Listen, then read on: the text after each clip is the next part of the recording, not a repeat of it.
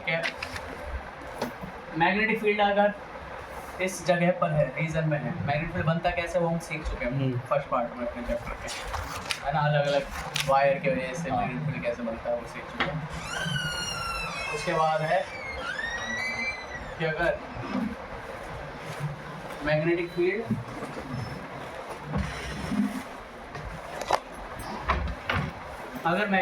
है, ठीक है, अगर मैग्नेटिक फील्ड है, ये किसका फोन ले रही है? हाँ,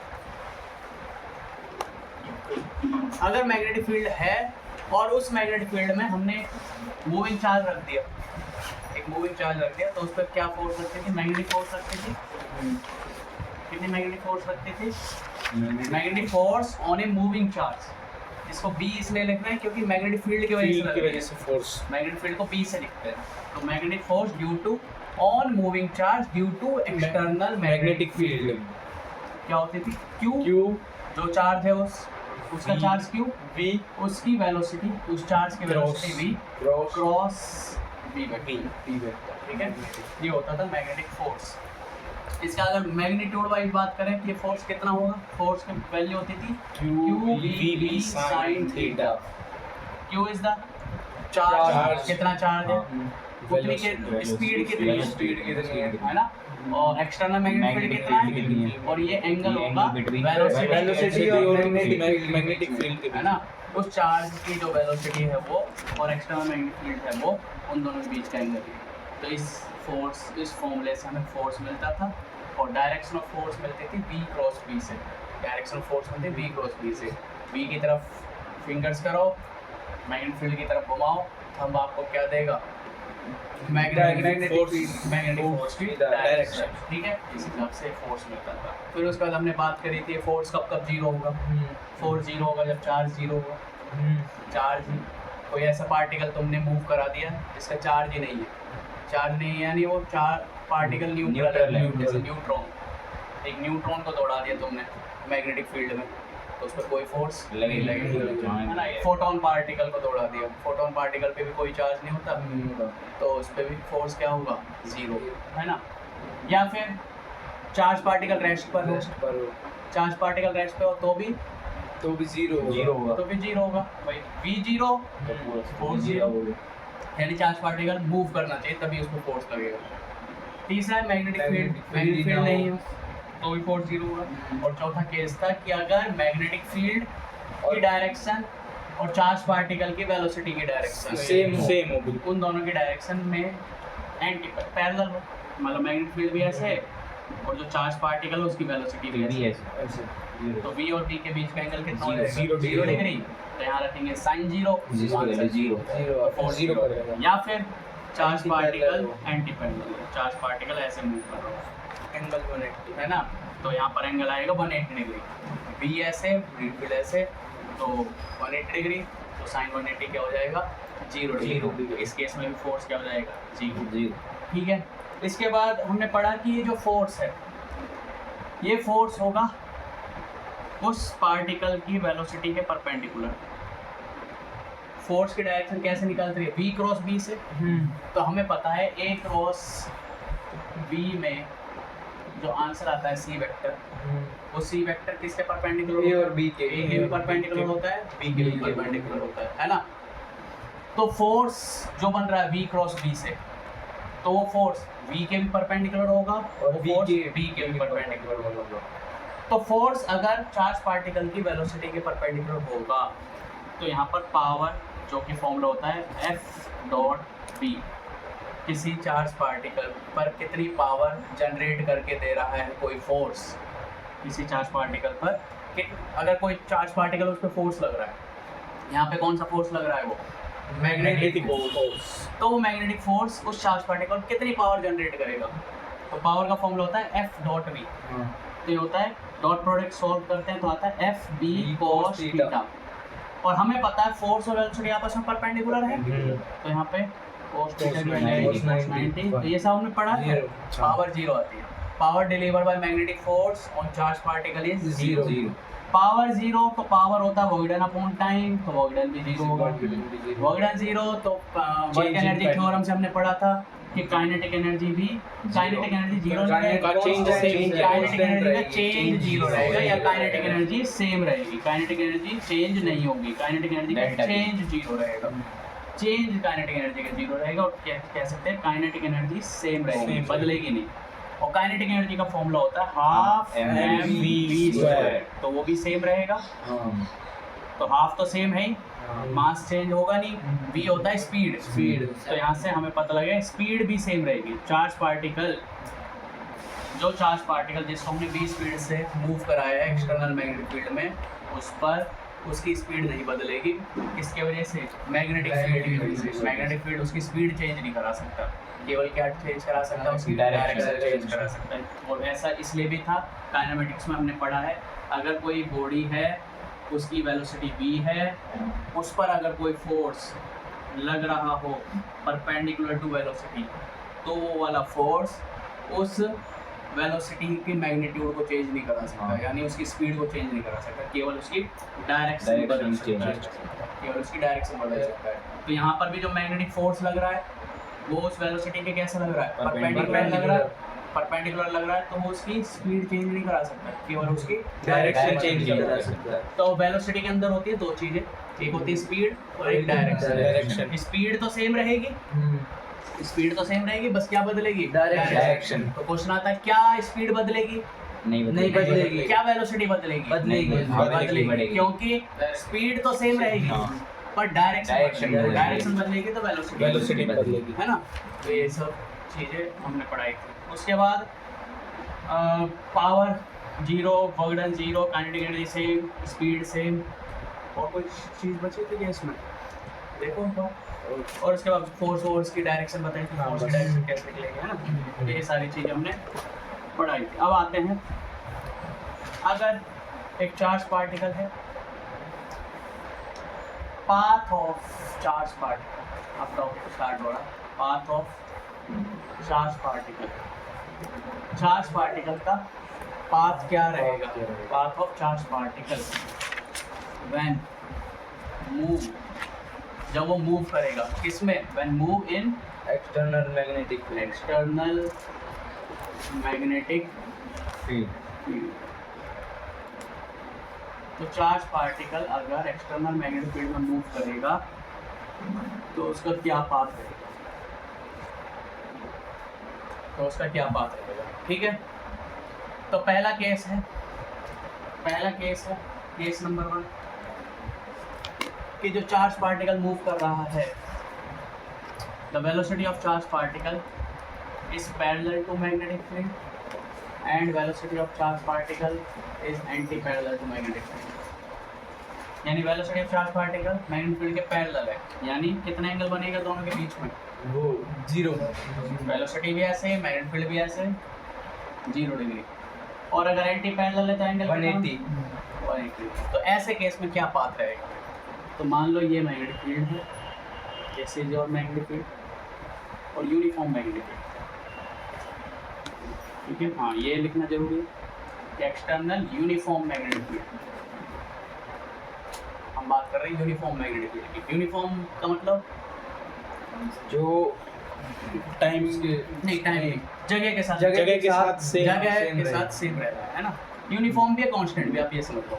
यूनिफॉर्म भी और कांस्टेंट, यानी टाइम के साथ भी नहीं बदल रहा और जगह के साथ नहीं बदल रहा। मतलब यहाँ पर जितना मैग्नेटिक फील्ड है उतना ही मैग्नेटिक फील्ड यहाँ है, उतना ही मैग्नेटिक फील्ड यहाँ है, उतना ही मैग्नेटिक, तो हर जगह सेम है मैग्नेटिक फील्ड और टाइम के साथ भी नहीं बदल रहा। टाइम के साथ मतलब t=0 पे इतना मैग्नेटिक फील्ड है, मतलब 2 टेस्ला, तो t=10 सेकंड बाद भी 2 टेस्ला, मतलब टाइम के साथ नहीं बदल रहा।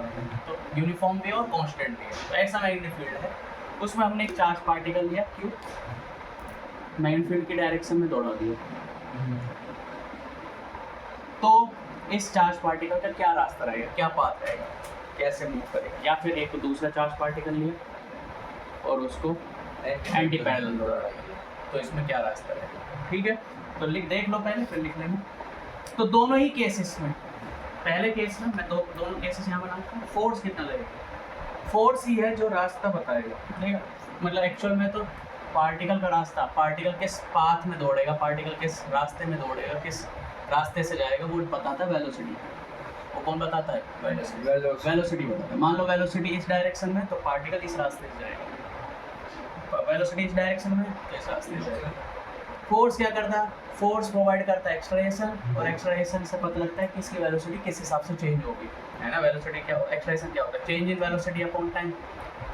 तो अगर वेलोसिटी चेंज होगी तो इसका रास्ता भी चेंज होगा, क्योंकि रास्ता कौन डिसाइड करता है? Magnetic. वेलोसिटी किसी भी बॉडी का रास्ता, पाथ कौन डिसाइड करता है? वेलोसिटी। वेलोसिटी इस डायरेक्शन में, तो ये इस डायरेक्शन में चलेगा। वेलोसिटी किस डायरेक्शन में, तो इस डायरेक्शन में चलेगा। तो वेलोसिटी डिसाइड करती है। फोर्स क्या करता है? फोर्स वेलोसिटी को चेंज कराता है ना। तो अगर वेलोसिटी चेंज होगी तो रास्ता भी चेंज होगा। तो वही देखने के लिए हमें चेक करना पड़ेगा फोर्स कितना लग रहा है। अगर फोर्स नहीं लग रहा होगा तो क्या होगा? तो सीधा चला जाएगा। वेलोसिटी ये है, फोर्स नहीं लग रहा होगा तो एक्सलरेशन क्या होगा? जीरो। जीरो। फोर्स जीरो तो एक्सलरेशन जीरो, और एक्सलरेशन जीरो तो वेलोसिटी Constant. कांस्टेंट हो जाएगी। वेलोसिटी कांस्टेंट, वेलोसिटी सेम रहेगी। और वेलोसिटी में होते दो चीजें, हाँ कौन कौन सी? डायरेक्शन स्पीड और speed. डायरेक्शन। तो वेलोसिटी सेम तो स्पीड भी सेम और डायरेक्शन भी सेम। स्पीड सेम यानी जिस रफ्तार से चल रही है उसी रफ्तार से रहेगी। चलती रहेगी, और डायरेक्शन सेम यानी जिस डायरेक्शन में चल रही है उसी डायरेक्शन में Direction. चलती जाएगी, है ना। ना तो डायरेक्शन बदलेगी ना स्पीड बदलेगी, तो सेम स्पीड से लगातार उसी डायरेक्शन में चलती चली जाएगी। तो यानी रास्ता स्ट्रेट लाइन पाथ आ जाएगा अगर फोर्स जीरो होगा तो। ठीक है, चेक करते हैं फोर्स क्या होगा। फोर्स होगा क्यू, कितना चार्ज है, कितनी रफ्तार से दौड़ रहा है। मैं मैग्नेटिक फोर्स के मैग्नीट्यूड की बात कर रहा हूँ, फोर्स के मैग्नीट्यूड। तो चार्ज कितना है? Q. Magnitude, oh sorry, velocity. Velocity का मैग्नीट्यूड कितना है? ये v। और एक्सटर्नल मैग्नीट्यूड कितना है? v। बी यही फोर्स होता है। और क्या होता है? Sine of angle between v and b। Zero. Zero b degree इस तरफ, मैग्नीट्यूड इस तरफ, और जीरो और साइन 0 डिग्री। तो फोर्स आ जाएगा, बताओ, जीरो। अरे साइन 0 डिग्री की वैल्यू 0, तो फोर्स आ जाएगा 0। फोर्स आ जाएगा 0, तो यानी एक्सेलरेशन क्या हो जाएगा? जीरो। जीरो। फोर्स 0 तो एक्सेलरेशन 0, एक्सेलरेशन 0 तो वेलोसिटी कांस्टेंट हो जाएगी, वेलोसिटी नहीं बदलेगी। और वेलोसिटी नहीं बदलेगी तो ये सीधा चला जाएगा। सीधा पार्टिकल अनडेविएटेड चला जाएगा, यानी पाथ कैसा होगा? Straight. Straight line path. Straight line similarly इस केस के लिए देखो, इस केस में क्या होगा? फोर्स Q इसमें भी V V, इसको Q1 बोल दें ताकि कंफ्यूजन ना रहे, इसको Q2 बोल दो। तो Q2 V B साइन बोलो 180। 180, साइन 180 डिग्री। तो फोर्स हो जाएगा F1 बोल देते हैं, इसको F2 बोल देते हैं। F1 हाँ, फोर्स हो जाएगा, साइन 180 की वैल्यू 0 होती है तो फोर्स हो जाएगा 0। यहाँ पे भी एक्सलेरेशन A1 बोल देते हैं, एक्सलेरेशन यहाँ पे 0 रहेगा। तो यहाँ पे यहाँ की वेलोसिटी बदल कांस्टेंट रहेगी, है ना। यहाँ की वेलोसिटी कांस्टेंट रहेगी। कांस्टेंट का मतलब ये होता है, वेलोसिटी कांस्टेंट का मतलब है वेलोसिटी दो चीजों से बनी है, स्पीड और डायरेक्शन। तो वेलोसिटी कांस्टेंट है, स्पीड कांस्टेंट और डायरेक्शन भी सेम। जब वेलोसिटी नहीं बदल रही तो ना तो स्पीड बदल रही है ना डायरेक्शन बदल रही है ना। तो इसलिए वेलोसिटी सेम तो स्पीड भी सेम, डायरेक्शन सेम, यानी particle will follow straight line path. Straight particle will move in straight line path। in straight line path, straight line path का मतलब है कि उसकी डायरेक्शन सेम है और स्पीड भी सेम है। 10 मीटर पर सेकंड से छोड़ा है ना तो 10 मीटर पर सेकंड से ही जाएगा, क्योंकि स्पीड वेलोसिटी कांस्टेंट है, speed constant, direction constant. With क्या लिखेंगे? With uniform speed. With uniform speed, तो यूनिफॉर्म स्पीड से जाएगा। अच्छा, मैंने डायरेक्शन सेम रखी है, ये कहाँ लिखा है बताओ? यहाँ पर straight line path straight line path का मतलब है डायरेक्शन सेम है। ठीक है, ये दोनों केसेस रहेंगे। ये पूरा आ रहा है इसमें, यहाँ पर आ रहा ठीक है। ये पहला केस है, सबसे आसान केस है इसमें। कोई बात नहीं, ये क्या है, कोई बात नहीं, कल लगाऊंगा। अच्छा, तू गया था?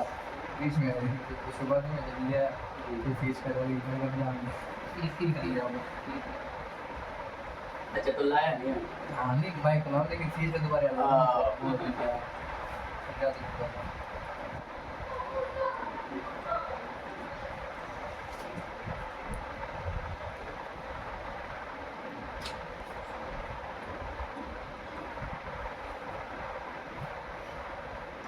अरे मैं वो वीडियो देख रहा था इलेक्ट्रॉनिक्स की, इलेक्ट्रॉनिक सर्किट थ्योरी की। ये पूरे यूट्यूब पे कहीं मिल ही नहीं रहे ढंग की वीडियो।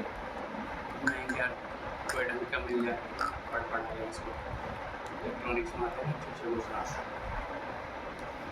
चलो आप बना लो ढंग की सी वीडियो। अरे ढंग की वीडियो तो जब बना जो मुझे आए मुझे आता नहीं है ना।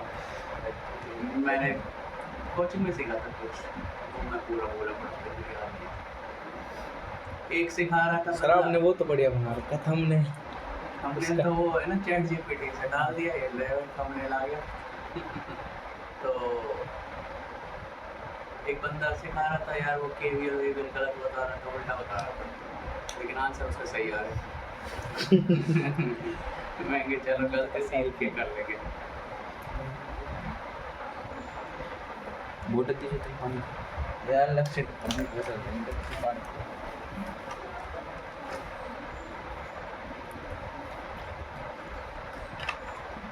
ठीक है, समझ आया वाला केस। सेकंड केस इंपॉर्टेंट है, वेरी वेरी इंपॉर्टेंट। सेकंड और थर्ड थोड़े समझने में चाहिए, क्योंकि तो मैंने तो एक कोर्स भी अभी पढ़ा नहीं है ना, है ना नीचे एक कोर्स भी पढ़ा नहीं है। कल पढ़ाया था उसको, कल परसों पढ़ाया था। कल पढ़ाया था। हाँ हाँ पढ़ाया पुराना नहीं, कल आया था वो। है परसों पढ़ाया था। परसों पढ़ाया था जब तुम्हारा टेस्ट लिया था। हाँ क्योंकि एक रोज भी समझने की जरूरत बहुत है इसमें। क्या कह रहा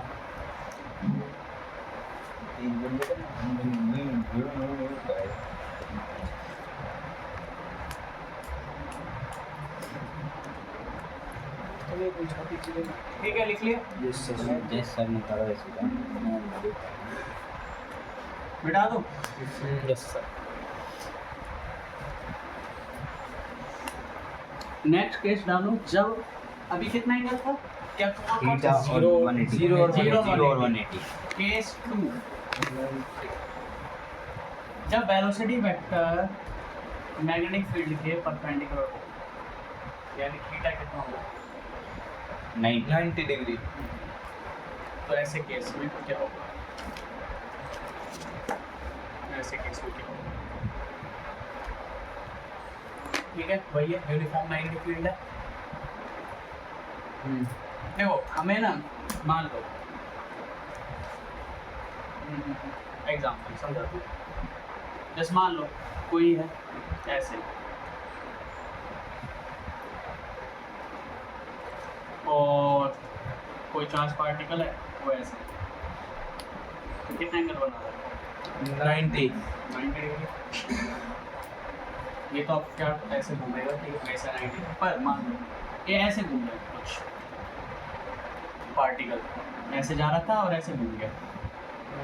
ऐसे जा रहा था सो हाथ में, अगर कोई फोर्स नहीं लगता तो ऐसे चला जाता सीधा। ये पता नहीं कोई सा फोर्स है, मैं बी की बात नहीं कर रहा। सीधा जा रहा था लेकिन किसी फोर्स की वजह से ऐसे घूम गया। लेकिन जैसे ही घूमा यहाँ पर आया, मान लो घूम के रास्ते ऐसे चल गया, पाथ की बात कर रहा हूँ, तो ऐसे चला गया। तो अब ऐसे वेलोसिटी होगी इसकी। हाँ लेकिन अब क्या 90 डिग्री रहेगा? नहीं 90 डिग्री बदल, ठीक है। तो हम ऐसा रखते हैं कि मैग्नेटिक फोर्स हमेशा इसके साथ कितना एंगल बनाएगा? 90 डिग्री। तो मैग्नेटिक फील्ड हमेशा इसके साथ कितना एंगल बनाएगा? 90 डिग्री। 90 डिग्री। तो मैग्नेटिक फील्ड को हम अंदर घुसा देते हैं। क्रॉस का मतलब क्या है? ये मैग्नेटिक अंदर जा अंदर की तरफ जा मैग्नेटिक फील्ड अंदर की तरफ। अंदर। क्रॉस का मतलब क्या है? मैग्नेटिक फील्ड है अंदर की तरफ। और कोशिश करना कि इक्वी डिस्टेंस बनाओ, क्योंकि मैग्नेटिक फील्ड कैसे बना रहे हैं? यूनिफॉर्म यूनिफॉर्म मैग्नेटिक फील्ड मतलब ये लाइंस आपस में पैरेलल है और इक्वी डिस्टेंस। और अभी हमने जो मैग्नेटिक फील्ड लिया है वो हमने लिया है कि अनंत से अनंत तक। मतलब ऐसा नहीं है कि आगे जाके मतलब जो टफ क्वेश्चन आते हैं अपने तो सिलेबस में है नहीं, पर ऐसे क्वेश्चन आते हैं कि इसमें मैग्नेटिक फील्ड कन्फाइंड होती है, सिर्फ इतने रीजन में मैग्नेटिक फील्ड है और बाद के रीजन में मैग्नेटिक फील्ड नहीं है, 0 है ना। मतलब यहाँ तक मैग्नेटिक फील्ड है फिर मैग्नेटिक फील्ड नहीं है। तो ऐसे केस में क्या होता है, वो थोड़ा सा घूमेगा सर्कुलर पाथ में फिर बाहर निकल जाएगा। तो ऐसा नहीं है, हमारे में मैग्नेटिक फील्ड पूरे में हर जगह मैग्नेटिक फील्ड है। चार्ज पार्टिकल का कोई रास्ता नहीं कि वो मैग्नेटिक फील्ड रीजन से बाहर आ जाए, पूरे रीजन में मैग्नेटिक फील्ड है। मैग्नेटिक फील्ड कहाँ की तरफ है? अंदर की तरफ। अंदर की तरफ मैग्नेटिक। ऐसे केस में हमने चार्ज पार्टिकल को तोड़ा दिया, चार्ज पार्टिकल को हमने मूव करा दिया किस, मान लो यहाँ पे v वेलोसिटी से, चार्ज पार्टिकल को मूव कराया v वेलोसिटी से, ठीक है। तो आप बताओ जल्दी से, वेलोसिटी v इस तरफ है, मैग्नेटिक फील्ड अंदर की तरफ है, किस डायरेक्शन में फोर्स लगेगा? ऊपर की तरफ। देखो ऐसे कैसे निकालते हैं फोर्स? फोर्स का फॉर्मूला होता है Q V क्रॉस V। तो फोर्स की डायरेक्शन कैसे निकालते हैं? राइट हैंड लो, फर्स्ट वेक्टर यानी वेलोसिटी वेक्टर की तरफ थंब फिंगर्स करो, है ना, और मैग्नेटिक फील्ड कहाँ की तरफ है? अंदर की तरफ।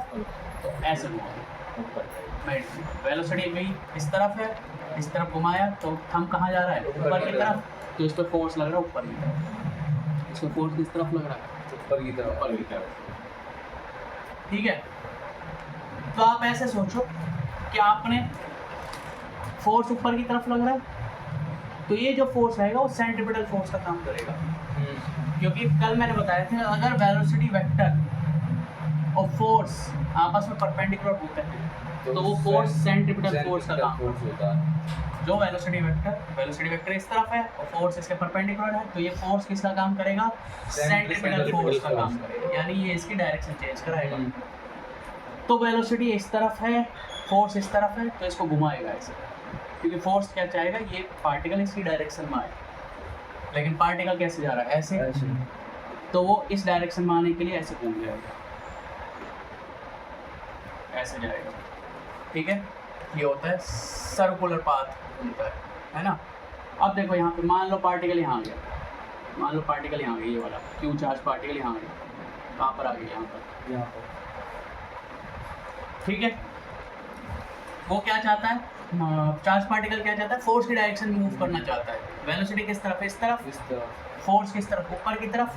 तो ऐसे नहीं होगा अचानक से, भाई वो जा रहा है ऐसे और फोर्स लग रहा है ऐसे, तो अचानक से थोड़ी ऐसे चला जाएगा, वो ऐसे, मतलब इस डायरेक्शन। देखो अब इस पे वेलोसिटी किस तरफ आएगी?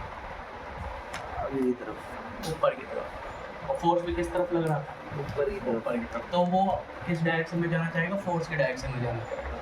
तो इस तरह से वेलोसिटी ऊपर की तरफ आ गई। जब यहाँ पहुँचा, एक्चुअल में तो ये कंटिन्यूस केस है, पर मैं अभी वैसे ही समझा रहा हूँ। अगर ये यहाँ पहुँचा, यहाँ पर वेलोसिटी किस तरफ है? ऊपर की तरफ। और मैग्नेटिक फील्ड किस तरफ है? अंदर की तरफ। क्या अभी भी वेलोसिटी और मैग्नेटिक फील्ड के बीच का एंगल 90 डिग्री है? हाँ। अरे वेलोसिटी ऊपर, मैग्नेटिक फील्ड अंदर, अभी भी 90 डिग्री है। अब बताओ किस डायरेक्शन में फोर्स करेगा? राइट हैंड का यूज करो सर, इधर की डायरेक्शन में। देखो वेलोसिटी इस तरफ, वेलोसिटी इस तरफ, मैग्नेटिक फील्ड अंदर, फोर्स किस तरफ लग रहा है? इस तरफ। अब फोर्स ऐसे लग रहा है,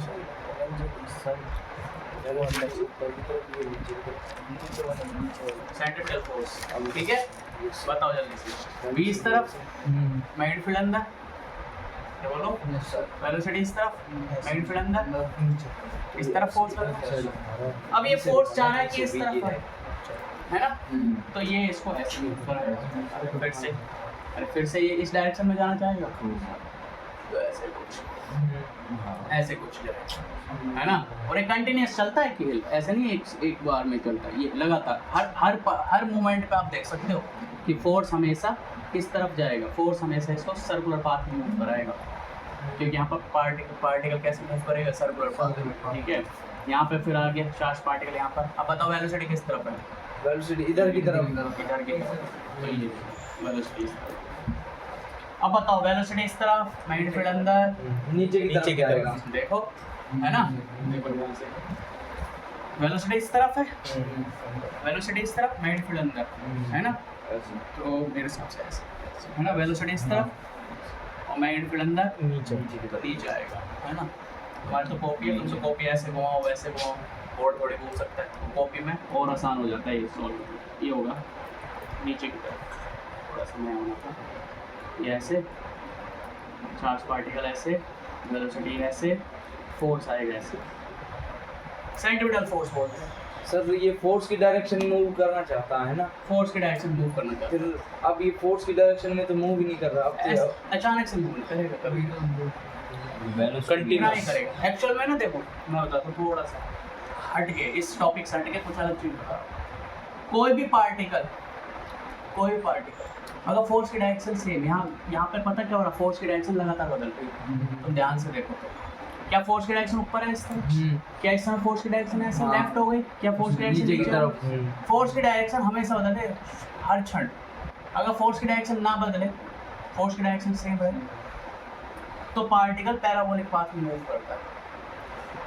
यहाँ पे तो फोर्स की डायरेक्शन लगातार बदल रही है, इसलिए सर्कल में जा रहा है ये।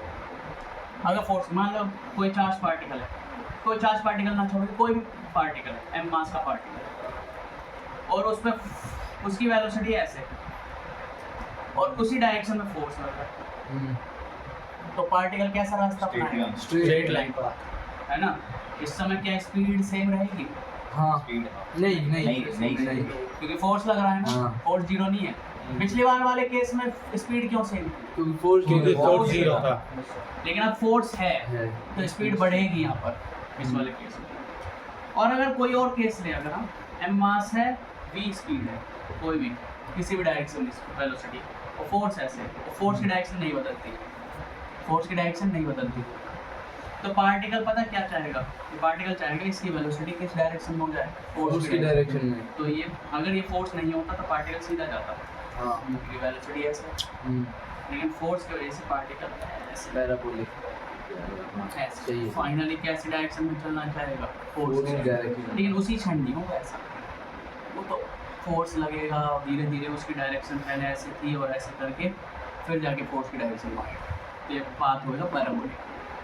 पाथ क्या होगा? पैराबोलिक। अगर किसी भी पार्टिकल को, ये देखो एक और एग्जांपल, जैसे कोई m मास है, वेलोसिटी ऐसे है और x फोर्स लग रहा है नीचे की तरफ, और फोर्स की डायरेक्शन सेम है, फोर्स की डायरेक्शन नहीं बदलती, तो क्या होगा? अगर फोर्स नहीं होता तो सीधा चला जाता है, हाँ और अगर फोर्स है तो ऐसे ऐसे जाएगा, तो वो फाइनली कहीं ना कहीं ऐसे, है ना, फोर्स की डायरेक्शन में लाएगा अपने आप को।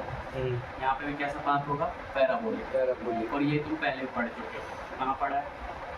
याद हो तो प्रोजेक्टाइल मोशन। m मास होता था, वेलोसिटी v होती थी, फोर्स लगता था नीचे की तरफ, तो पार्टिकल ऐसे जाता, पैराबोलिक पाथ। तो पार्टिकल दो ही तरह के मोशन करेगा, या तो स्ट्रेट लाइन मोशन या या पैराबोलिक मोशन। लेकिन उस केस में क्या होना चाहिए? फोर्स कांस्टेंट होना चाहिए, फोर्स की डायरेक्शन नहीं बदलनी चाहिए। पर हमारे वाले केस में फोर्स की डायरेक्शन लगातार बदल रही है। यहाँ पर देखो, अगर मैं थोड़ा सा आगे बढ़ूँ, यहाँ से यहाँ पर पहुँचा ही charge particle, yes sir. Velocity क्या इस तरफ है? हाँ वेलोसिटी इस तरफ है। अब वेलोसिटी इस तरफ, मैग्नेटिक फील्ड अंदर की तरफ, वेलोसिटी ऐसे, मैग्नेटिक फील्ड अंदर, फोर्स ऊपर की तरफ, Perpendicular इसके। ध्यान से देखो, वेलोसिटी के परपेंडिकुलर होगी, क्योंकि जो फोर्स होती है परपेंडिकुलर होती है v के, फोर्स होती है परपेंडिकुलर होती है मैग्नेटिक फील्ड। ये a क्रॉस b का नेचर होता है कि a क्रॉस b करके जो आंसर आता है ना, वो आंसर इसके भी परपेंडिकुलर होगा, इसके भी परपेंडिकुलर होगा। तो यहाँ पे a क्रॉस b करके जो फोर्स की डायरेक्शन आएगा वो b के परपेंडिकुलर होगा, तो फोर्स कुछ ऐसे होगी, अरे ऊपर की तरफ आ रही है, यस सर। तो लगातार फोर्स की डायरेक्शन बदल रही है, हर क्षण हर इंस्टेंट पर फोर्स की डायरेक्शन बदल रही है। यहाँ बताओ, फोर्स की डायरेक्शन ऐसे, अब फिर से इसको ऐसे घुमाएगा, है ना, फिर से इसको ऐसे घुमाएगा, और जब यहाँ घूम के यहाँ पहुँच गया, अब बताओ वेलोसिटी किस तरफ है? वेलोसिटी ऐसे आ जाएगी वेलोसिटी नीचे की तरफ, फोर्स की डायरेक्शन बदल, वो फोर्स की इधर से राइट इधर की साइड जाएगी ये ऐसे, सर। मैग्नेटिक फील्ड इधर की ऐसे, side मैग्नेटिक फील्ड अंदर की तरफ, और सॉरी वेलोसिटी ऐसे, मैग्नेटिक फील्ड अंदर, तो v क्रॉस v, फोर्स किस तरफ है? इस तरफ, इधर साइड ये घूम के ऐसा कौन सा पाथ मूव करेगा? ये circular path. circular path। V और B में अगर एंगल 90 डिग्री है तो पार्टिकल जाएगा सर्कुलर पाथ में ऑलवेज, है ना, पर कोई और फोर्स ना हो, केवल मैग्नेटिक फील्ड हो, मैग्नेटिक फील्ड का फोर्स हो, तो पार्टिकल सर्कुलर पाथ में जाएगा। और ध्यान से देखो, अगर तुम इसके बहुत क्वेश्चन कराऊंगा मैं, ठीक है, कल कराऊंगा सारे क्वेश्चन इसके। सेंट्रीपिटल फोर्स हमेशा कहाँ की तरफ वो कर रही है? सेंटर, सर्कल के सेंटर की तरफ। तो ये जो सेंट्रीपिटल फोर्स लग रहा है कौन सा फोर्स है? मैग्नेटिक फोर्स है। मैग्नेटिक मैग्नेटिक फोर्स ही तो निकाल रहे हैं हम जल्दी से। मैग्नेटिक फोर्स यहाँ पे किसका काम कर रही है? सेंट्रीपिटल फोर्स का। सेंट्रीपिटल फोर्स का काम कोई भी कर सकता है। जब तुम पत्थर घुमाते हो ऐसे तो वहाँ पर टेंशन क्या कहते हैं, टेंशन फोर्स लगती है। अरे खिंचावट आती है उसमें रस्सी में, तो वहाँ टेंशन फोर्स लगती है हमेशा सेंटर की तरफ, वो उसको घुमाती है पत्थर को। अगर रस्सी टूट गई तो टेंशन फोर्स 0, तो सर्कल में नहीं घूमेगा, सीधा चला चला जाएगा। जाएगा, है ना। सर्कुलर वो ऑर्बिट्स, वो प्लैनेट्स घूमते हैं सर्कल में, वहाँ पर कौन सा फोर्स लगता है? जो सेंटर की तरफ लगता है और उसको सर्कुलर पाथ में घुमा रहा है, वहाँ पर लगता है ग्रेविटेशनल फोर्स। कौन सा फोर्स लगता है? Gravitational force. तो वहाँ पर ग्रेविटेशनल फोर्स किसका काम कर रही है? सेंट्रीपिटल फोर्स का। है ना। इलेक्ट्रॉन घूमता है प्रोटॉन के चारों तरफ, न्यूक्लियस के चारों तरफ, वहाँ कौन सा फोर्स लगता है? Electrostatic force, Coulombic force, Q1 Q2/r², वो वाला फोर्स लगता है जो उसको सर्कुलर पाथ में घुमाता है। यहाँ पर कौन सा फोर्स है जो सेंट्रीपिटल फोर्स का काम कर रहा है? Magnetic force. मैग्नेटिक फोर्स है। तो यहाँ पर मैग्नेटिक फोर्स है, सेंट्रीपिटल फोर्स का काम कर रहा है। प्लैनेट्स वाले में ग्रेविटेशनल फोर्स है जो सेंट्रीपिटल फोर्स का काम करता है। सेंट्रीपिटल फोर्स वही है, उसके काम अलग अलग होते हैं, मतलब कभी कोई सा फोर्स सेंट्रीपिटल फोर्स का काम करता है, कभी कोई सा फोर्स सेंट्रीपिटल फोर्स का काम करता है। तो यहाँ पर सेंट्रीपिटल फोर्स का, अगर तुम्हें सर्कुलर पाथ में घुमाना है तो सेंट्रीपिटल फोर्स आना जरूरी है, लेकिन वो सेंट्रीपिटल फोर्स का काम अलग अलग जगह अलग अलग लोग करते हैं। कभी टेंशन फोर्स सेंट्रीपिटल फोर्स का काम कर रहा है, कभी ग्रेविटेशनल फोर्स कर रहा है, कभी इलेक्ट्रोस्टैटिक फोर्स कर रहा है, और कभी मैग्नेटिक फोर्स। तो यहाँ पे लिख सकते हैं हेयर मैग्नेटिक फोर्स लिख लेना, अभी रुक जाओ, लिख लेना। Magnetic force act as a centripetal force.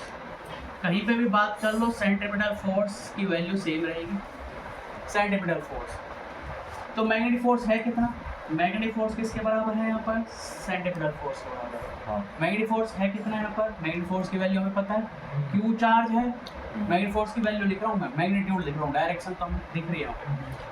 Q charge कितनी स्पीड से दौड़ रहा है? v स्पीड से। मैग्नेटिक फील्ड कितना है? b, और साइन थीटा ये होता है QVB। अच्छा मैग्नेटिक फोर्स की वैल्यू लिखूँ तो क्या होता है? QVB sine theta. तो Q चार्ज है, वेलोसिटी v से दौड़ रहा है, मैग्नेटिक फील्ड एक्सट्रामैग्नेटिक फील्ड b है, साइन और थीटा कितना है? 90 डिग्री। साइन 90 डिग्री, साइन भी आ जाए। इक्वल टू सेंट्रीपिटल फोर्स होता है। मैं तुम्हें बताता हूँ सेंट्रीपिटल फोर्स क्या होता है। सेंट्रीपिटल फोर्स होता है जो पार्टिकल सर्कुलर पाथ में घूम रहा है उसका मास। चार्ज पार्टिकल है तो इसका मास तो होगा कुछ ना कुछ, ऐसा थोड़े बिना मास का पार्टिकल होगा, है ना, क्योंकि विदाउट मास चार्ज पॉसिबल नहीं है, मास तो होना चाहिए। तो यहाँ पर कुछ ना कुछ मास होगा इस पार्टिकल का, इस चार्ज पार्टिकल का। तो सेंट्रीपिटल फोर्स होता है मास, जो पार्टिकल घूम रहा है उसका मास कितनी स्पीड से दौड़ रहा है, v, उसका स्क्वायर अपॉन कितने रेडियस में घूम रहा है। तो this is the radius, this is the radius, इस रेडियस के सर्कुलर पाथ में घूम रहा है। तो this is your centripetal force, और ये सेंट्रीपिटल फोर्स किसके बराबर होगा? मैग्नेटिक फोर्स के बराबर, ठीक है। तो यहाँ से हमें मिल जाएगा QVB sin 90 value 1 equal to mv²/r। तो this particle moves in circular path due to centripetal force, and the role of centripetal force is done by magnetic force here। और अगर वो सर्कुलर पाथ में घूम रहा है तो क्वेश्चन आता है कितनी रेडियस के सर्कुलर पाथ में घूमेगा, पहला क्वेश्चन ये आएगा। अगर किस रेडियस के सर्कुलर पाथ में घूमेगा ये पूछेंगे, अगला क्वेश्चन कितनी स्पीड से घूमेगा, दूसरा क्वेश्चन कितनी स्पीड से घूमेगा पूछेगा, एक सर्कल कंप्लीट करने में कितना टाइम लगेगा, ये क्वेश्चन आएगा, है ना। तो ये सारे क्वेश्चन रहेंगे। पहले इसको लिखो, कट जाएगा। करूँगा, लिखो। हाँ एक क्वेश्चन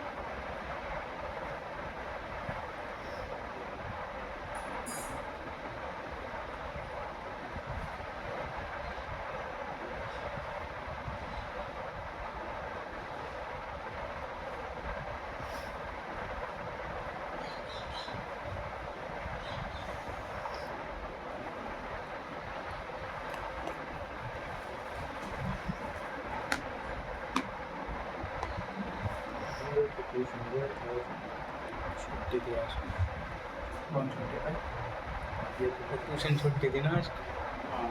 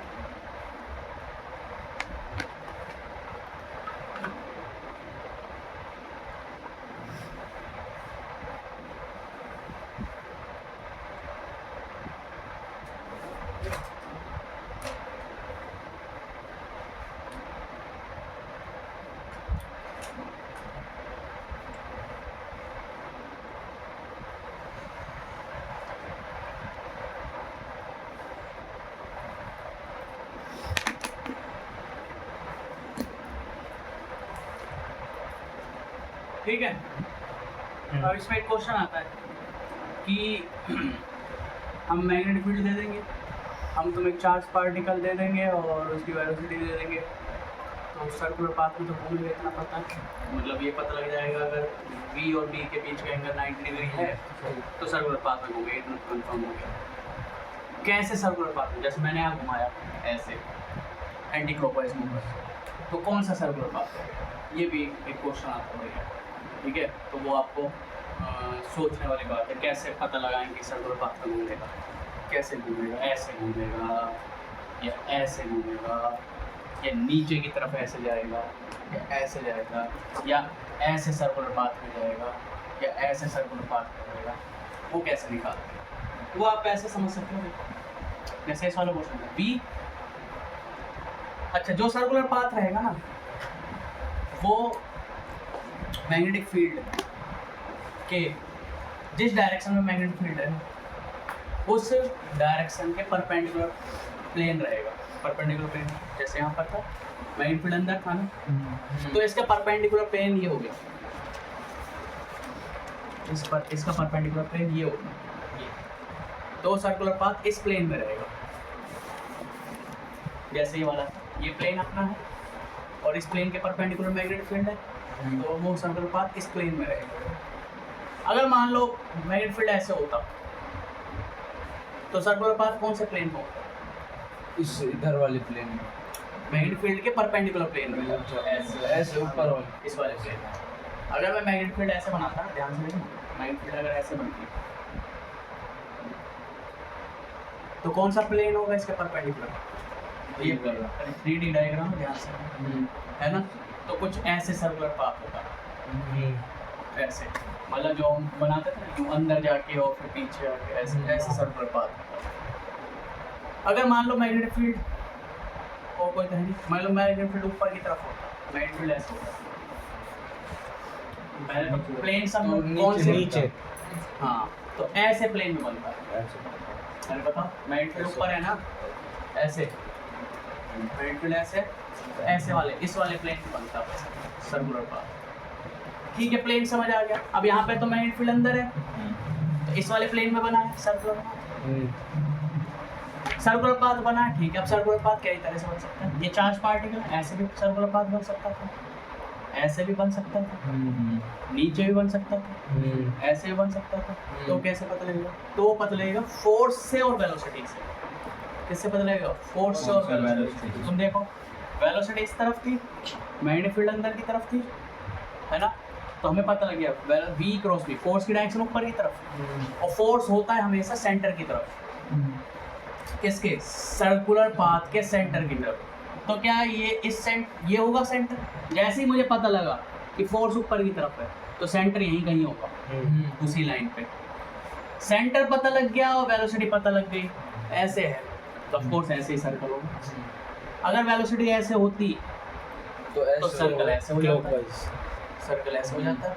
और अगर फोर्स नीचे की तरफ होता तो नीचे तो सेंटर यहाँ हो जाता, सेंटर यहाँ हो जाता। तो क्या ऐसे घूम जाता, ऐसे सर्कल हो जाता। और अगर सेंटर यहाँ है, फोर्स नीचे की तरफ और वेलोसिटी इस तरफ होती तो ये सर्कल ऐसे हो जाता, है ना?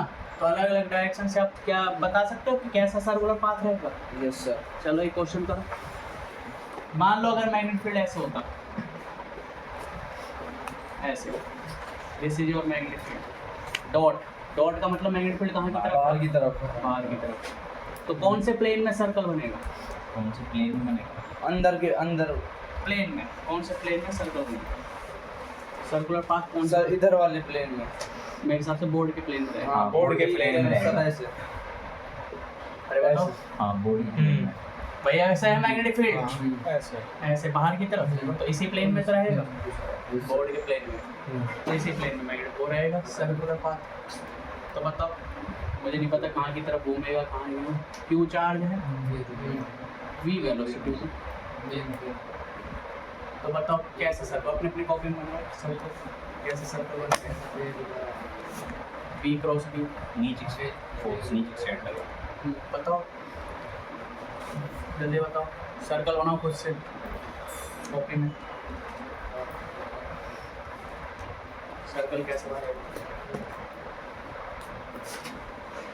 है ना? v ऐसे मैग्नेटिक फील्ड, v ऐसे मैग्नेटिक फील्ड बाहर की तरफ, मैग्नेटिक फील्ड बाहर की तरफ। तो फोर्स पता लगाओ, फोर्स से हमें सेंटर पता लगेगा सर्कल पाथ का, सेंटर और वेलोसिटी से हमें पता लग जाएगा कौन सा सर्कल कैसे घूमेगा।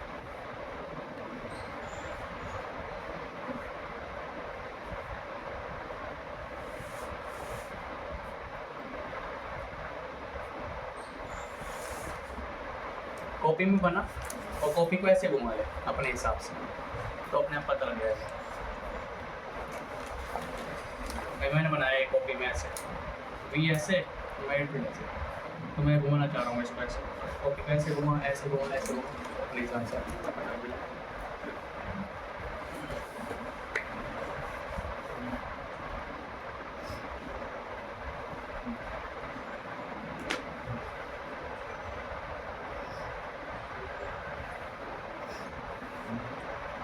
एक डॉट बना ले, डॉट से पता लगेगा ऊपर बनेगा, ऊपर की तरफ मैग्नेटिक फील्ड है। और इसको घुमा, हाथ को ऐसे घुमा ले, मेरे हिसाब से ऐसे घुमा, तेरे हिसाब से अब ज़्यादा सही रहेगा। अब देख v ये है। हाँ, वो मैग्नेटिक फील्ड ऊपर है, यहाँ कहाँ घुमा रहा है? हाँ हाँ हाँ, ऐसे इधर की डायरेक्शन में फोर्स है। अब फोर्स पता लग गई, वेलोसिटी पता है, तो सर्कुलर पाथ मिल जाएगा। तो फोर्स भी इसी डायरेक्शन में और फोर्स नहीं ऐसा हो नहीं, हाँ परपेंडिकुलर है।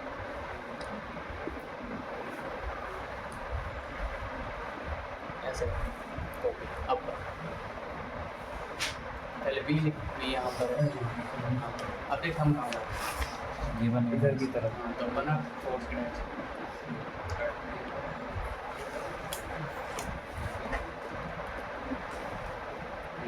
ऐसा नीचे की साइड है सर। देखो v से, v ऐसे और मैग्नेटिक फील्ड बाहर की तरफ है, v ऐसे, तो फोर्स पता लग गया मुझे नीचे की तरफ, फोर्स नीचे। अगर फोर्स नीचे है तो सेंटर यहाँ होगा, तो पार्टिकल ऐसे घूमेंगे, ऐसे घूमेंगे, यूँ घूमते हैं। तो समझा लो, कर लोगे ऐसे? चलो एक और करो। अगर मान लो मैग्नेटिक फील्ड ऐसे और चार्ज पार्टिकल ये है, वेलोसिटी ऊपर की तरफ है, मैग्नेटिक फील्ड ऐसे, तो तो बताओ कैसे घूमेगा। वेलोसिटी ऊपर, मैग्नेटिक फील्ड ऐसे। सर अंदर की तरफ फोर्स होगा, बाहर की साइड फोर्स, अंदर की तरफ फोर्स होगा, अंदर की तरफ बी क्रॉस बी, फोर्स अंदर, अंदर यानी ये है। तो ऐसे इसको- बनेगा। इसको थोड़ा सा डायग्राम वो करना पड़ेगा। पहली बात तो इसको ऐसे देखो, मैग्नेटिक फील्ड ऐसे है ना, तो इस वाले प्लेन में बनेगा। तो ऐसे बनेगा। बताओ मैग्नेटिक फील्ड ऐसे है, हाँ तो इस वाले प्लेन में बनेगा सर्कुलर, हाँ है ना। अब देखो V क्रॉस B, फोर्स अंदर। अंदर की तरफ। अब तुम देखो ये है, मान लो 3D में थोड़ा ध्यान से, ये चार्ज पार्टिकल और ये होगा फोर्स। फोर्स, इस तरफ फोर्स, तो सेंटर यहीं कहीं होगा। और ये चार्ज पार्टिकल, हाँ। ये सेंटर होगा, और चार्ज पार्टिकल कहाँ जाए, ऊपर ऐसे ऊपर ऐसे ऐसे बनेगा। ऐसे। अरे समझ आ रहा है तुम्हें भाई, ये चार्ज पार्टिकल है ऊपर। पहले तो फोर्स की डायरेक्शन देखो, V ऊपर की तरफ, मैग्नेटिक फील्ड यहाँ, V क्रॉस B अंदर। अंदर की तरफ फोर्स। अब आ जाओ चार्ज पार्टिकल ये, और इसका सेंटर क्या, फोर्स अंदर की तरफ जा रहा है, यानी सेंटर यहाँ है, हाँ। और क्या जा रहा है चार्ज पार्टिकल ऊपर की ऊपर की तरफ, तरफ। सेंटर ये, पार्टिकल ऊपर की तरफ जा रहा है, ऐसे यूं। हम्म। तो ये होगा सर्कुलर पाथ ऐसे, यस सर। ठीक है। तो ये सर्कुलर पाथ, सर्कुलर पाथ समझ आना चाहिए कैसे बनेगा सर्कुलर पाथ, ठीक है। अब आगे बढ़ते हैं इसको, ये सर्कुलर पाथ हमें सिखाना था।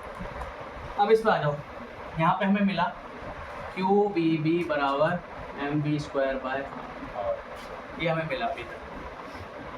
ये क्या है, Q, चार्ज। उस पार्टिकल जो चार्ज पार्टिकल मूव कर रहा है उसका कितना चार्ज है, 1 कूलम, 2 कूलम, 1 मिली कूलम, जो भी है। V क्या है, कितनी स्पीड से दौड़ रहा है। B क्या है, B external magnetic field. M क्या है, मास उस चार्ज का मास, उस चार्ज का मास कितना। ये स्पीड स्पीड और ये रेडियस। तो हमें क्या क्या पता, हमें पता चार्ज कितना है, हमें पता एक्सटर्नल मैग्नेटिक फील्ड कितनी है, हमने उस चार्ज पार्टिकल को दौड़ा है तो हमें वेलोसिटी पता है उसकी, है ना। रेडियस भी कितनी है। हमें उसका मास भी पता है, भाई चार्ज पार्टिकल हमने छोड़ा, हमें पता है उसका मास कितना है। अब हमें अगर वो सर्कुलर पाथ में घूमेगा तो कौन से, कितने बड़े सर्कुलर पाथ में घूमेगा, यानी उसकी रेडियस कितनी, वो हमें यहाँ से मिलेगी। इस फॉर्मूले से क्या मिलेगी, रेडियस ऑफ सर्कुलर पाथ। तो V से V कटेगा, यहाँ से आ जाएगा रेडियस बराबर आ जाएगा mv/qb। दिस इज योर, तो वो सर्कुलर पाथ में घूमेगा तो क्वेश्चन आएगा कौन से सर्कुलर पाथ में, जिसका रेडियस r है। This is the radius of circular path, जिस सर्कुलर पाथ में वो घूम रहा है उसका रेडियस। तुम यहाँ पे ध्यान से देखो, अगर m और q किसकी प्रॉपर्टी है, चार्ज की। चार्ज की। वो तो चार्ज पर डिपेंड करेगा, उस चार्ज का कितना मास है और उस चार्ज का कितना चार्ज है ना। और magnetic field external magnetic field है, यानी रेडियस किस पर डिपेंड कर रहा है, सीधा सीधा स्पीड स्पीड पर। किस पर डिपेंड कर रहा है, स्पीड। Speed जितनी पर। ज़्यादा स्पीड उतनी उतना बड़ा सर्कुलर पाथ। देखो अगर मैं एक ही पार्टिकल, मान लो मैं 2 इलेक्ट्रॉन को दौड़ाऊँ, 2 इलेक्ट्रॉन को दौड़ाऊँ, दोनों का क्या मास और चार्ज सेम है। हाँ। अरे इलेक्ट्रॉन इलेक्ट्रॉन है, हाँ। मास और चार्ज दोनों का सेम है, मैग्नेटिक फील्ड भी सेम है दोनों के लिए।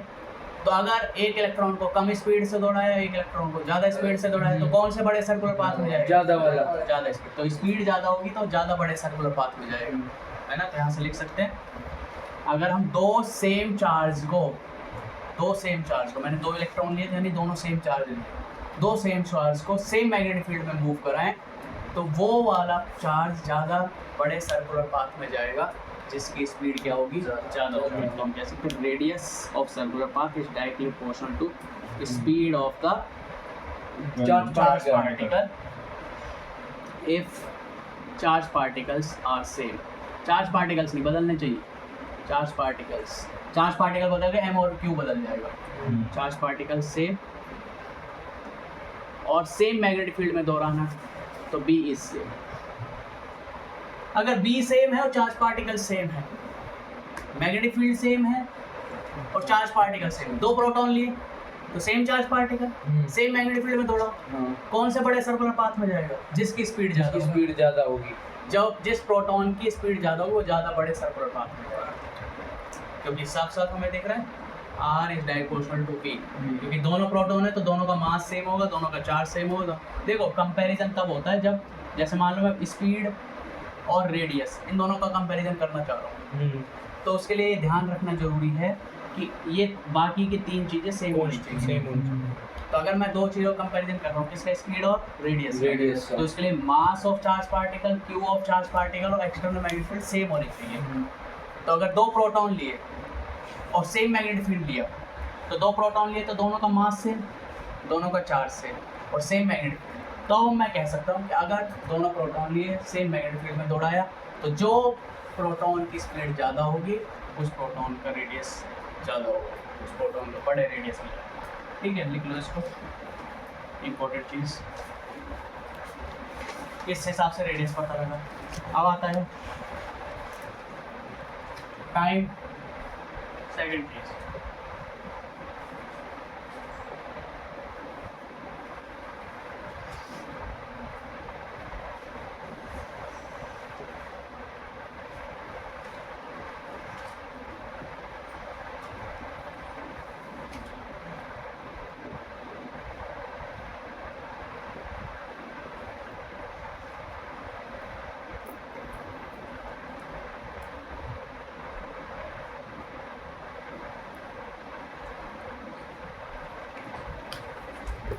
ये कंडीशन जरूर याद रखनी, बिना कंडीशन के आप कुछ भी नहीं कह सकते। कंडीशन ये, तब ये ट्रू है, तब ये ट्रू है। साथ के साथ पढ़ते चलो इसको, क्योंकि चैप्टर फिर बड़ा होता जाएगा तो वो होता है हर दिन याद हो जो जो कराया जा रहा है वो सब। अब अगला है, अगर वो सर्कुलर पाथ में घूम रहा है तो कितना टाइम लगेगा सर्कल कंप्लीट करने में। अगर वो सर्कुलर पाथ में घूम रहा है तो कितना टाइम लगेगा वो सर्कल कंप्लीट करने में। ठीक है, तो टाइम पीरियड का फॉर्मूला क्या है, पहले बताओ। जब वो सर्कुलर पाथ में घूम रहा है, जब वो सर्कुलर पाथ में घूम रहा है तो कौन से फोर्स की वजह से सर्कुलर पाथ में घूम रहा है, सेंट्रीपिटल वो सेंट्रीपिटल फोर्स का काम कौन कर रहा है यहाँ पर, मैग्नेटिक। हम कह सकते हैं मैग्नेटिक फोर्स की वजह से वो सर्कुलर पाथ में घूम रहा है, वही मैग्नेटिक फोर्स सेंट्रीपिटल फोर्स का काम कर रहा है। तो मैग्नेटिक फोर्स में एक चार्ज पार्टिकल है वो सर्कुलर पाथ में घूम रहा है, तो उस चार्ज पार्टिकल की क्या स्पीड बदलेगी, नहीं बदलेगी। जितनी स्पीड से वो दौड़ा था ना, मान लो 20 मीटर पर सेकंड से, एक्चुअल में तो चार्ज पार्टिकल की स्पीड बहुत ज़्यादा होती है, 10⁻5 मीटर पर सेकंड, 10⁻6 मीटर पर सेकंड, ऐसे कुछ होती है। मान लो एग्जांपल के तौर पर 20 मीटर पर सेकंड है, तो वो कितनी स्पीड से दौड़ेगा पूरे पाथ, 20 से। क्यों स्पीड क्यों नहीं बदलेगी, क्योंकि हमने पढ़ चुके हैं क्योंकि मैग्नेटिक फोर्स स्पीड को चेंज नहीं करता। किसको चेंज करता है, डायरेक्शन। तो लगातार डायरेक्शन बदल रही है, तुम देख रहे हो जब वो सर्कुलर पाथ में घूम रहा है तो लगातार डायरेक्शन बदल रही है, लगातार। नहीं तो सर्कल में कैसे जाएगा, ऐसे जा रहे हो सर्कुलर पाथ में, तो पहले डायरेक्शन ऐसे है, फिर ऐसे है, फिर ऐसे है, फिर ऐसे है, फिर ऐसे। क्या कंटिन्यूस डायरेक्शन बदल रही है, यस सर। डायरेक्शन बदल रही है पर स्पीड नहीं बदल रही, तो हम इसको कहते हैं यूनिफॉर्म सर्कुलर मोशन। कैसा मोशन हो रहा है इसका, यूनिफॉर्म सर्कुलर, यानी मैग्नेटिक फोर्स में charge particle uniform circular motion में घूमता है, यानी उसकी स्पीड नहीं बदलती, यानी उसकी बस डायरेक्शन बदलती है, केवल वेलोसिटी बदलती है पर स्पीड नहीं बदलती। तो इस वाले सर्कुलर पाथ जो होता है uniform circular motion, uniform circle में घूमता है, यूनिफॉर्म स्पीड के साथ घूमता है। ठीक है, तो time taken by charge particle to complete circular path वो निकालना। स्पीड सेम है तो हम फॉर्मूला लगा सकते हैं, स्पीड बराबर डिस्टेंस अपॉन टाइम, ये फॉर्मूला हम लगा सकते हैं। क्यों लगा सकते हैं, क्योंकि स्पीड नहीं बदल रही। ठीक है, हमें क्या निकालना है, टाइम। तो टाइम क्या हो जाएगा, distance upon speed. Distance upon speed. और हमें निकालना वो टाइम जितने टाइम में वो एक सर्कल कंप्लीट कर ले, एक चक्कर कंप्लीट कर ले। तो time taken to complete one circular path, उस टाइम को हमने बोलते हैं कैपिटल T। कितना डिस्टेंस ट्रेवल करना पड़ेगा एक चक्कर कंप्लीट करने में, 2 पाई। 2 पाई का एंगल घूमना पड़ेगा। मैं पूछूं डिस्टेंस, पाई आर। अरे यहाँ से स्टार्ट हुआ ये वापस आ रहा, तो कितना डिस्टेंस कवर किया इसने, अगर इसकी रेडियस r है तो circumference of circle, circumference of circle होती है 2 पाई r। यहाँ से गया घूम के यहाँ वापस आ गया, कितना डिस्टेंस कवर किया, 2 पाई r। डिस्टेंस कवर किया 2 पाई कैपिटल R। और कितनी स्पीड से कवर किया? V v स्पीड से। क्या स्पीड बदल रही है क्या? नहीं बदल। स्पीड तो सेम है, 2 pi r upon v। This is the time taken to complete one circular path. तो बताओ time period 2 pi upon v और r की वैल्यू कितनी है? mv अपॉन V से v से v कैंसिल, तो यहाँ से आ जाएगा टाइम पीरियड बराबर 2 pi m upon qv। This is your time taken by charged particle to complete one circle. This is the time.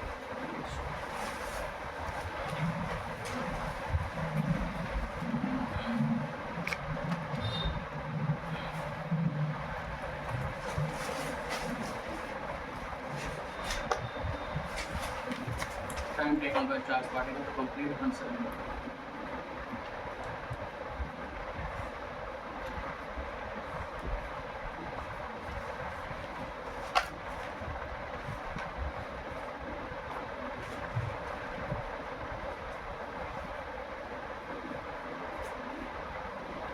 याद कर लेना फॉर्मूला, लर्न करना है। और time taken to complete one circular is 2 pi m by qv।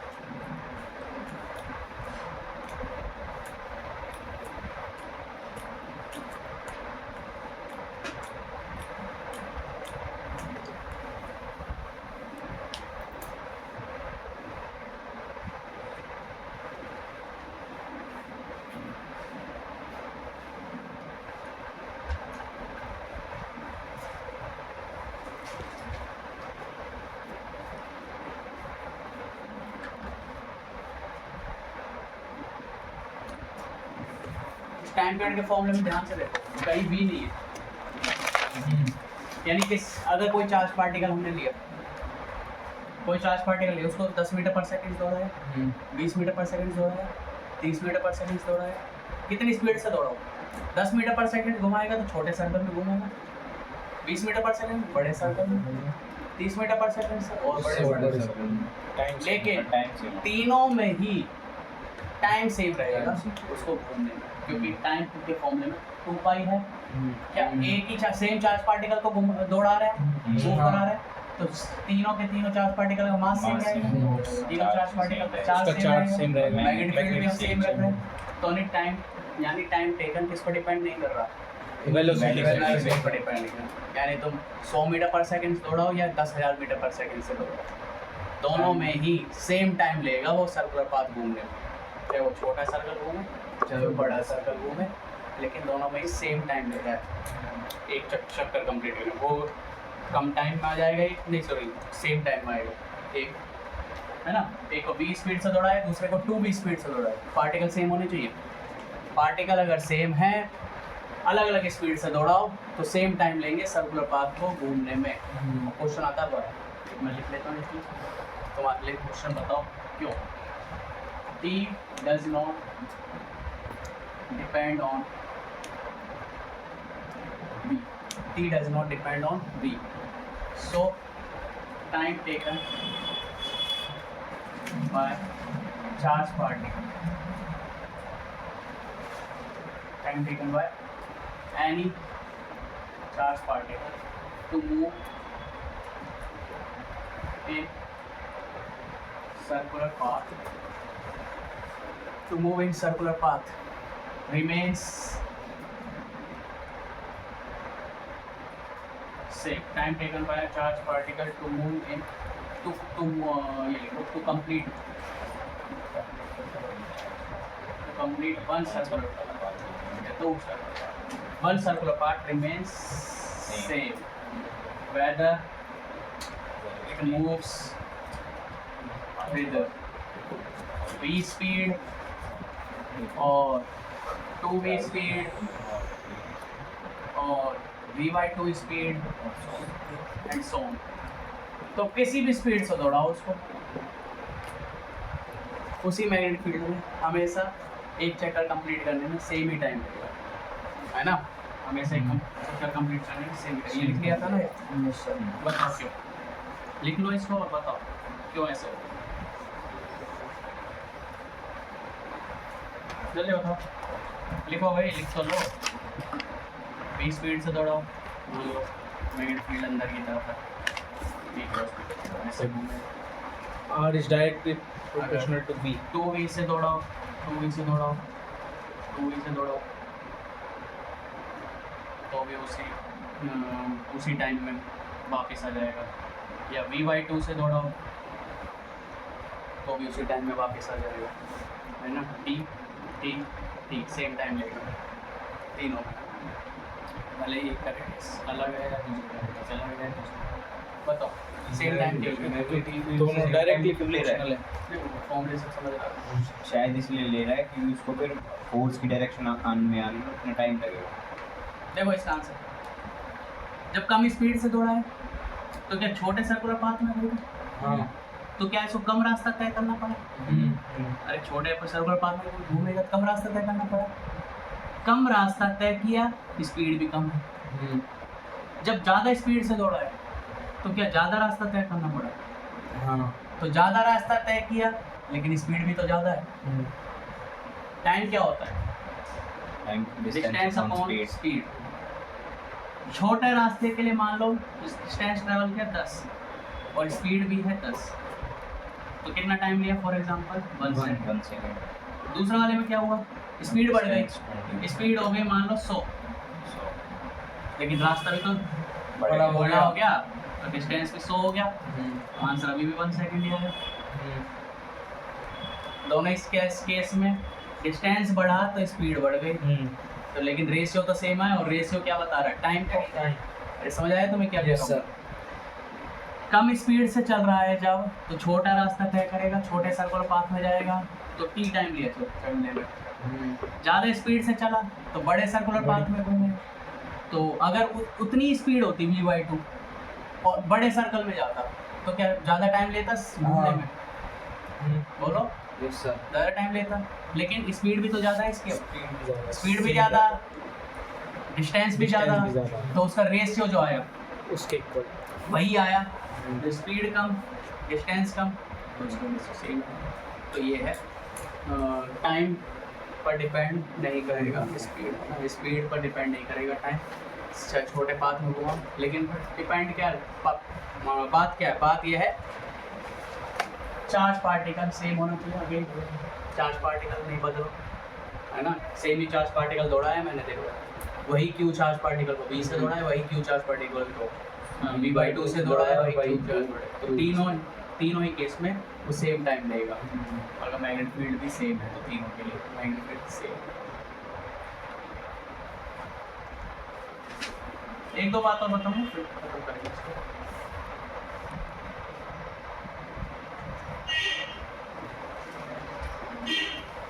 Condition क्या है यहाँ पे? इफ बी से एंड चार्ज पार्टिकल इससे, ये कंडीशन है। इफ बी से एंड चार्ज पार्टिकल इससे, ये दो कंडीशन है। मैग्नेटिक फील्ड सेम है और चार्ज पार्टिकल सेम है, तो सेम सर्कुलर पाथ में।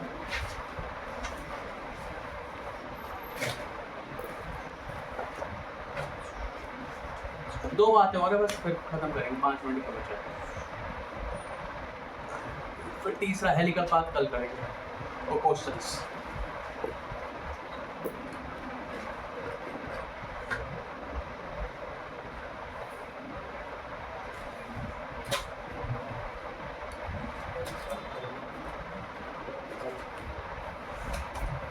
ठीक है।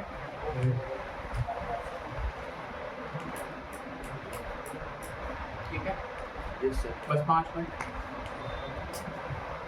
बेटा। ये यस अच्छा यहाँ पे बताओ टाइम जो taken to complete one circle, एक सर्कल कंप्लीट करने में कितना टाइम आया? 2 पाई m अपॉन QB।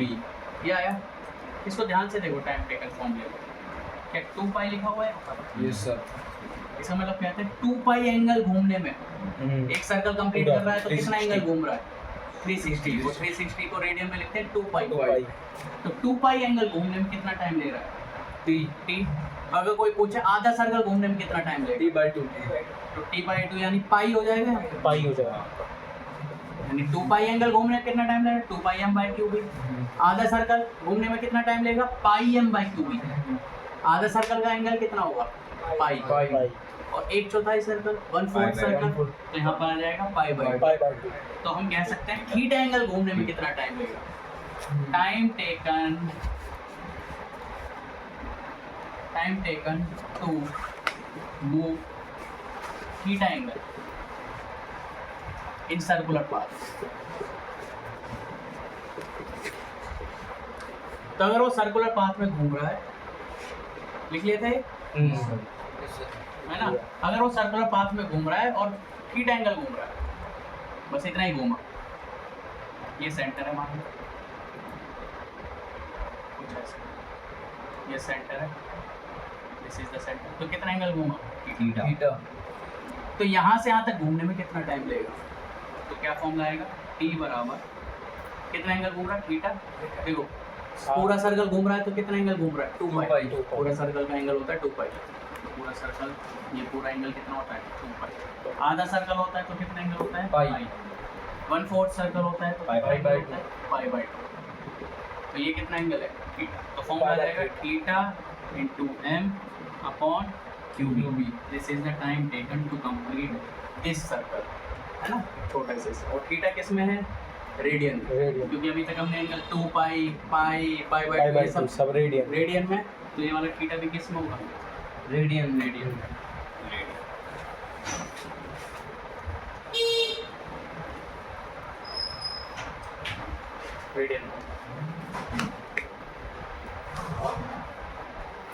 ये होगा रेडियन, ठीक है?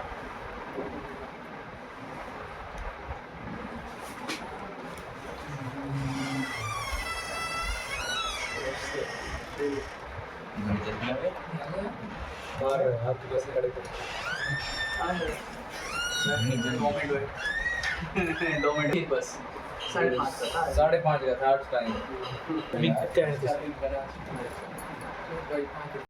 लास्ट चीज है, अभी रेडियस क्या आया था? इस पे बहुत क्वेश्चन आता है जो मैं बता रहा हूँ। रेडियस का फॉर्मूला क्या आया था? mv/qb। याद कैसे रहेगा? मुझे याद नहीं रहता फॉर्मूला। एमवी कैसे याद करता हूँ? क्योंकि मुझे पता है मैग्नेटिक फोर्स किसका काम करता है? सेंटीमीटर फोर्स का। हाँ मैग्नेटिक फोर्स की वैल्यू कितनी है? वो QB है ना? QBB और sin 90 sin 90 हो आएगा। जाएगा। और mv सेंटीमीटर स्क्वायर का अपॉन स्क्वायर अपॉन r। तो रेडियस यहाँ से निकल हाँ, जाएगा। इसे निकल निकल गया, जाएगा। यहाँ से रेडियस आ जाएगा r बराबर mv अपॉन और ये नीचे आ जाएगा। अच्छा QB। तो ये फॉर्मूला ऐसे याद रहता है, तुम क्या होता है याद कर सकते हैं। ये एक फॉर्म हुई किसकी? इस रेडियस की। कई बार क्वेश्चन कैसे पूछता है? ऐसे पूछता है कि भाई 2 चार्ज पार्टिकल लिए, एक इलेक्ट्रॉन लिया और एक प्रोटॉन लिया। क्या लिया? एक इलेक्ट्रॉन लिया और एक प्रोटॉन लिया, दोनों को सेम मोमेंटम से दौड़ा दिया, दोनों को सेम मोमेंटम से दौड़ा दिया। तो बताओ किसका रेडियस बड़ा होगा? इसका रेडियस बड़ा होगा। है ना? अब ये क्वेश्चन है, सेम ही तो देखो ऐसे यहाँ पर देखो mv क्या है? मोमेंट। मोमेंटम। तो p/q। तो रेडियस का एक फॉर्मूला आ गया। अगर कहे सेम स्पीड से दौड़ा दिया तो ये वाला फॉर्मूला यूज करना है ना? और अगर सेम मोमेंटम से दौड़ा दिया तो mv क्या है? p momentum P। तो वही लिख दिया हमने क्यों भी। एक और आता है कि अगर सेम काइनेटिक एनर्जी से दौड़ा दिया तो कौन सा फॉर्मूला यूज करेंगे? तो कुछ नहीं, हाफ से मल्टीप्लाई। भाई सेम काइनेटिक एनर्जी है ना, तो हमारे फॉर्मूले में काइनेटिक एनर्जी आनी चाहिए। हमारे फॉर्मूले जब भी कंपेयर कर पाओगे तो फॉर्मूला होता है, देखो काइनेटिक एनर्जी का मैं बताता हूँ तुम्हें, शायद तुम नीलाम पे पढ़ो। काइनेटिक एनर्जी होता है मोमेंटम का स्क्वायर अपॉन 2m। हाँ ये होता है काइनेटिक एनर्जी, ठीक है? तो P बराबर क्या हो जाएगा बताओ? p बराबर 2m इनकी kinetic energy, K is the kinetic energy. यहाँ से P कितना आ जाएगा? √2m। √2k। तो ये वाला फॉर्मूला कन्वर्ट हो जाएगा इसमें r बराबर मोमेंटम की जगह लिख देंगे under root 2mk upon pb। कल कराऊंगा ये वाला क्वेश्चन, बहुत फेमस क्वेश्चन। तो 3 फॉर्मूले मिले हमें। ये वाला फॉर्मूला किसके लिए है? ये सेम स्पीड से दौड़ा speed वाले के है लिए। तो रेडियस कंपेयर करो दोनों चार्ज पार्टिकल की। सेम मोमेंटम मोमेंटम से दौड़ाया तो रेडियस कंपेयर करो। और same same kinetic kinetic energy energy से से दौड़ा दौड़ा है। है। के क्या है यहाँ पर? Kinetic kinetic energy. एनर्जी। और एक और आता है लास्ट, सेम पोटेंशियल डिफरेंस में मूव करा दिया चार्ज पार्टिकल। इसमें same potential, if charge particle is accelerated in same potential difference, तो पोटेंशियल डिफरेंस और काइनेटिक एनर्जी का क्या रिलेशन आएगा? तो वो आता है ऐसा कुछ, वर्क एनर्जी थ्योरम से आता है, या फिर ऐसा कह लो, हाँ वर्क एनर्जी थ्योरम से आता है। वर्क एनर्जी थ्योरम क्या कहते हैं बताओ? वर्क एनर्जी थ्योरम या फिर वर्क एनर्जी थ्योरम से कह लो net work done is equal to change in kinetic. Direct, मैं डायरेक्ट बताता हूँ बाद में। तो वर्क एनर्जी थ्योरम से ना बता के सीधा बता दूँ, काइनेटिक एनर्जी जो होती है वो होती है Q इंटू पोटेंशियल डिफरेंस। ये कैसा है बाद में बता दूँ। Q इंटू काइनेटिक एनर्जी क्या होती है? Q into this is your potential difference. Kinetic energy क्या होती है? Q into potential difference. Momentum क्या होता है? 2m into kinetic energy. तो बताओ एक और फॉर्मूला बनेगा, बताओ। रेडियस बराबर 2m q into delta 2m और k की जगह क्या लिख देंगे? q into delta v Q delta v under root upon qb इसका अंडर रूट है ना। और यहाँ से आप क्यू चेंज कर दो, तो ये 4 फॉर्मूले बनते हैं। सेम स्पीड से दौड़ा है 2 चार्ज पार्टिकल तो रेडियस कंपेयर करनी ये फॉर्मूला लगेगा। सेम मोमेंटम से दौड़ा है चार्ज पार्टिकल को तो रेडियस कंपेयर करो, ये फॉर्मूला लगेगा। सेम सेम काइनेटिक एनर्जी से दौड़ा है चार्ज पार्टिकल को तो रेडियस कंपेयर करो, ये फॉर्मूला लगेगा। और सेम पोटेंशियल डिफरेंस में दौड़ा दिया, पोटेंशियल डिफरेंस यानी electric field, same electric field दे दी और कंपेयर करो चार्ज पार्टिकल को, तो कौन सा फॉर्मूला लगेगा? ये। ठीक है, तो ये है लास्ट।